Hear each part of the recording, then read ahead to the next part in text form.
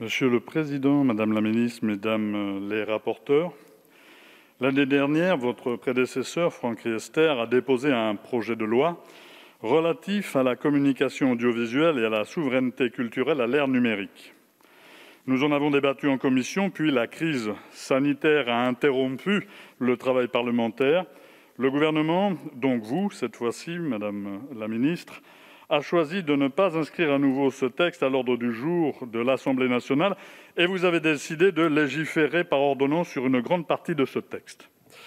C'est le cas pour les articles sur lesquels nous nous sommes opposés aux côtés d'associations comme la Quadrature du Net. Ils attaquent la liberté d'expression sur Internet en instaurant une surveillance généralisée des contenus sans aucune mesure efficace contre la censure dont des organisations politiques, des syndicats, des associations, des artistes ou de simples citoyens font l'objet depuis des années. La semaine dernière, nous avons à nouveau proposé des amendements pour garantir la liberté d'expression sur Internet ainsi que sur les réseaux sociaux. Ils ont été encore une fois écartés. Permettez-moi tout de même de vous rappeler ces quelques cas de censure ce mois-ci. Le 1er juin 2021, le Parti communiste français dénonçait la censure opérée par Facebook sur l'une de ses pages en période électorale. 3 jours plus tard, le 4 juin 2021, c'est le journal Fakir qui est censuré par la même plateforme. Toute publication renvoyant vers le site du journal est alors bloquée et les anciens posts ont été supprimés. Sans aucune explication de la part de la plateforme, la censure s'est exercée. En janvier, Twitter a suspendu plusieurs comptes de militantes féministes qui ont osé publier et relayer la question suivante : comment fait-on pour que les hommes arrêtent de violer ? Twitter expliquera quelques jours plus tard avoir accru son, je cite, « utilisation du machine learning et de l'automatisation afin de rendre plus de mesures sur les contenus potentiellement abusifs et manipulateurs ». C'est exactement ce que nous avons dénoncé en mars 2020 et encore la semaine dernière. Une vérification humaine doit toujours avoir lieu avant la suppression d'un contenu. La Commission européenne va dans le même sens. Le 4 juin 2021, dans ses orientations pour aider les États membres à transposer l'article 17 de la directive droit d'auteur, la Commission européenne restreint le blocage automatique au contenu, je cite, « manifestement illicite », signalé par un ayant droit. Ainsi, les autres contenus devront être mis en ligne, puis examinés par une personne humaine. Vous laissez ces plateformes, Twitter, Facebook, YouTube, sans aucun contre-pouvoir. Seules, elles décident de ce qui peut être ou non publié et communiqué. Seules, elles décident de la façon de surveiller les contenus. Seules, elles décident aussi de surveiller tous nos comportements, de collecter nos informations personnelles, nos goûts, nos opinions politiques, religieuses, nos habitudes de consommation, de stocker toutes ces données et de les monétiser. C'est-à-dire de gagner de l'argent en nous épiant. Ces grandes plateformes sont en réalité de grands espaces de publicité extrêmement peu régulés.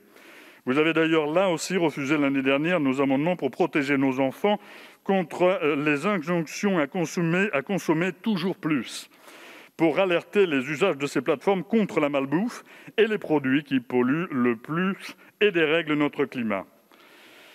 Plus de la moitié de nos amendements ont été jugés irrecevables en commission, 23 sur 45.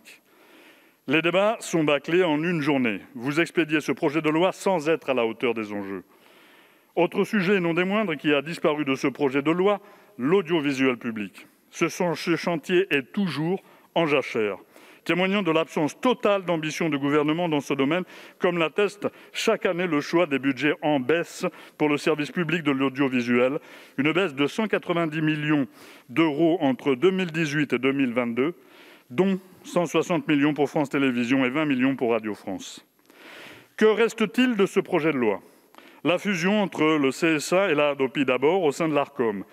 Alors arrêtons-nous un instant sur le bilan de la Hadopi. En 2019, la Hadopi a envoyé 830 000 avertissements. Ce chiffre n'a jamais été aussi faible et ce ne sont pas des avertissements où l'on reproche à l'internaute un piratage d'un bien culturel. Ce qui est reproché, c'est le fait de ne pas avoir correctement protégé son réseau. Alors, c'est un système complètement hypocrite, parce qu'il est, par exemple, légal de souscrire un VPN qui permet de cacher son adresse IP, et le réseau est ainsi protégé, mais alors il échappe aussi au contrôle de la Hadopi. Alors ça n'a aucun sens, bien sûr. D'autre part, les usages se sont modifiés. Le streaming illégal a remplacé le téléchargement, et l'offre légale s'est développée. La Hadopi s'avère à la fois coûteuse et inefficace. Elle a coûté 80 millions d'euros et a engendré 87 000 € de recettes via les amendes. La mission de protection de la propriété intellectuelle doit être à nouveau confiée à la justice judiciaire plutôt qu'à une autorité administrative, comme tout ce qui relève de la liberté d'expression. Plutôt que de dépenser des millions dans une politique de répression des internautes inefficace, il faut travailler au développement de l'offre légale en créant par exemple un service public nouveau de l'Internet et une plateforme publique d'offres légales en ligne de musique, films et contenus culturels. Le CSA ensuite. Une réforme de sa gouvernance est indispensable. Nous sommes opposés à la nomination du président du CSA par le président de la République. Nous avons proposé qu'il soit élu par les deux commissions des affaires culturelles de l'Assemblée nationale et du Sénat. C'est une réforme qui est demandée depuis des années par des parlementaires de tous bords. Laissez-moi vous rappeler les nombreux articles qui ont suivi la révocation de Mathieu Gallet par le CSA en 2018. C'était alors Mme Nyssen qui occupait le poste de ministre de la Culture. Alors Ouest France titrait, le 31 janvier 2018, « Mathieu Gallet révoqué, le CSA est-il aux ordres ?» Point d'interrogation. Le lendemain, c'est Libération qui titrait « L'éviction de Gallet relance le vieux débat sur l'indépendance du CSA ». Le 1er février 2018, c'est Thomas Snegarov, journaliste et historien, qui conclut sa chronique ainsi « Indépendance réelle ou seulement formelle ?» Point d'interrogation. Près de 30 ans plus tard, cette question fondamentale pour notre démocratie n'est manifestement pas encore tranchée. Il est temps que cela change. Nous avons également proposé que 2 représentants des usagers siègent dans ce CSA. Voilà 2 mesures qui apportent à la fois des garanties d'indépendance et une exigence démocratique. 55% des Français ont un fort sentiment de méfiance à l'égard des médias, selon une enquête de l'IFOP publiée vendredi dernier. Alors, les 2 sentiments qui suivent sont la colère et le dégoût. Cela devrait peut-être vous interpeller. L'intérêt, lui, n'arrive qu'en 4e position. 67% des Français disent douter de la véracité des informations qu'ils reçoivent de la part d'un média reconnu. Une précédente étude parue en janvier 2021 indiquait que 63% des Français pensaient que les journalistes ne résistent pas aux pressions des partis politiques et du pouvoir et 59% qu'ils ne résistent pas aux pressions de l'argent. Ils mettent donc en cause à la fois la crédibilité des médias et l'indépendance des journalistes. Nous avions aussi proposé la création d'un conseil de déontologie composé de représentants des usagers des médias et de représentants de journalistes, y compris les précaires et pigistes. Ce conseil de déontologie donnerait aux citoyens la possibilité d'avoir un recours pour faire respecter leur droit à une information objective. Vous l'avez jugé irrecevable. Cette question de l'indépendance des médias aux puissances de l'argent est cruciale, alors que l'on observe des phénomènes de concentration toujours plus importants. Avec la fusion des groupes M6 et TF1, on assiste à une mainmise progressive de TF1 sur la TNT. La chaîne est passée d'un seul canal de diffusion sur 13 canaux gratuits à plus de 1/3 des canaux actuels, soit 9 sur 25. Laissez-moi vous rappeler le programme du Conseil national de la Résistance, adopté en 1944 sous le nom « Les Jours heureux ». Il affirme la pleine liberté de pensée, de conscience et d'expression, la liberté de la presse, son honneur et son indépendance à l'égard de l'État, des puissances d'argent et des influences étrangères, la liberté d'association, de réunion et de manifestation. Les 9 milliardaires qui se partagent 90% de nos médias ne sont pas engagés que par intérêt économique ou par passion du journalisme, mais bien pour en faire des outils de propagande politique. L'exemple du groupe Bolloré est emblématique de ces dérives. Le groupe Canal+, outre la chaîne éponyme, détient 3 chaînes gratuites, C8, CNews et C-Star. CNews, c'est aussi l'un des premiers quotidiens de France, avec près de 900 000 exemplaires diffusés chaque jour. La station de radio Europe 1 dont les journalistes sont actuellement en grève pour dénoncer, je cite, « un management autoritaire et inadapté qui se durcit au fur et à mesure que se précise l'emprise de Vincent Bolloré ». Aussi, ces derniers ne veulent en aucun cas être associés à la ligne éditoriale de CNews qui dérive vers la promotion de textes d'extrême droite. Crainte que l'on peut comprendre lorsque l'on voit M. Louis de Raguenet, l'ancien de Valeurs Actuelles, qui a été nommé chef du service politique d'Europe 1. Vincent Bolloré et son groupe ne sont pas des passionnés du journalisme, comme je vous le disais. Ils ont attaqué régulièrement des journalistes qui osaient les contredire ou ils les ont tout simplement licenciés. En janvier 2018, 26 associations, 23 médias et de nombreux journalistes publiaient une tribune intitulée « Face aux poursuites bâillons de Bolloré, nous ne nous tairons pas ». Ils dénonçaient les entraves à la liberté de la presse dont est désormais coutumier le groupe Bolloré.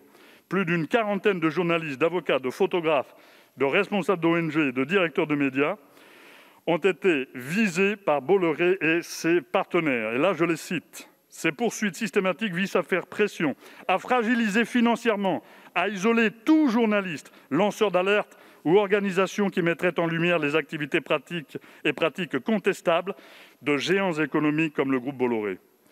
Ils appellent de leurs vœux des réformes pour un renforcement de la liberté d'expression. C'est ce que nous avons proposé de faire en interdisant qu'une même personne contrôle à la fois une chaîne de télévision, une radio et une publication d'informations politiques et générales. De même, nous voulons demander, comme cela s'est fait ailleurs, que ces grands groupes de médias aux mains de quelques milliardaires soient démantelés. Nous proposons qu'il soit impossible qu'un groupe contrôle plusieurs chaînes de télévision. Enfin, troisième volet de cette loi anti-concentration dont nous posons les premiers jalons, un même groupe ne peut posséder à la fois le réseau et l'objet qu'on diffuse. C'est-à-dire qu'on ne peut pas être à la fois fournisseur d'accès à Internet et de box TV et contrôler les chaînes de télévision. Le Sénat, qui n'est pas soumis à la censure de la majorité présidentielle, a introduit 2 articles qui relèvent les seuils de concentration des médias. La seule mesure sur laquelle nous allons pouvoir débattre est comment concentrer davantage les médias. Encore une fois, ce gouvernement choisit de regarder ailleurs quand il s'agit de défendre l'intérêt général, d'être du côté des citoyens, de la liberté d'information et de garantir enfin le pluralisme dans nos médias. Autre point, ce projet de loi propose de lutter plus efficacement contre le piratage sportif. Mais à nouveau, il s'attache à défendre les droits des actionnaires qui possèdent les chaînes des droits de diffusion sans jamais se demander s'il ne relevait pas de l'intérêt général de permettre à tous, sans condition de ressources, d'accéder à ces retransmissions de compétitions sportives. Un article additionnel, là aussi introduit au Sénat, permet d'inclure des disciplines individuelles dans des événements d'importance majeure ne pouvant être transmis en exclusivité sur les chaînes payantes. Ce sont par exemple des compétitions comme le Vendée Globe, la Coupe de l'Amérique ou encore les championnats du monde de judo qui pourraient enfin être vus gratuitement. Le 9 juin 2021, la judokate française Clarisse Agbenienou a été championne du monde pour la 5e fois. Mais pour pouvoir suivre cette compétition, il fallait être abonné à la chaîne Eurosport. Évidemment, cet article a été supprimé par la rapporteure avec avis favorable du gouvernement. Un article proposait également une représentation équilibrée entre le sport féminin et masculin. Cela aurait permis une retransmission du Tour de France féminin, qui aura lieu l'année prochaine, mais le gouvernement a préféré déplacer cette exigence vers un autre article et seul le Tour de France masculin sera retransmis sur une chaîne gratuite, comme chaque année d'ailleurs. 2 derniers éléments ont motivé cette motion de rejet. Le premier concerne la bifurcation écologique qui doit être au cœur de tout projet politique. Rien de tout cela dans le texte. La réduction de la pollution numérique, le respect des objectifs de la stratégie nationale bas carbone et l'obsolescence programmée des téléviseurs et décodeurs TV liés au passage de l'ultra-haute définition. La rapporteure renvoie au débat sur la proposition de loi visant à réduire l'empreinte environnementale du numérique en France, et tant pis s'il n'aborde pas ces questions spécifiques aux missions confiées au CSA, ni le passage à l'ultra-haute définition. Le dernier point concerne le droit des habitants d'outre-mer à avoir accès à l'ensemble des chaînes de la TNT, ainsi qu'une connexion à Internet au même prix que dans l'Hexagone. De cela, impossible de débattre, cet amendement a été censuré. Comme vous pouvez le constater, nous défendons un autre projet politique qui place en son cœur l'intérêt général et pas l'intérêt de quelques-uns. Projet politique avec des exigences de transparence, de démocratie, de pluralisme. Quand vous n'apportez aucune garantie et refusez toute réforme de la gouvernance du CSA. Un projet politique qui préserve la liberté d'expression et de s'informer quand vous laissez la censure régner, que vous refusez de confier ce pouvoir au juge judiciaire pour la laisser entre les mains d'entreprises privées. Un projet politique qui donne les mêmes droits aux habitants des Outre-mer qu'à ceux qui vivent dans l'Hexagone. Un projet politique qui permet de partager toutes les grandes compétitions sportives féminines et masculines, handisport également, quand vous le réservez à ceux qui ont les moyens financiers de cumuler les amendements auprès des grands groupes privés. Merci. Je vous remercie. À vous, Monsieur Larive.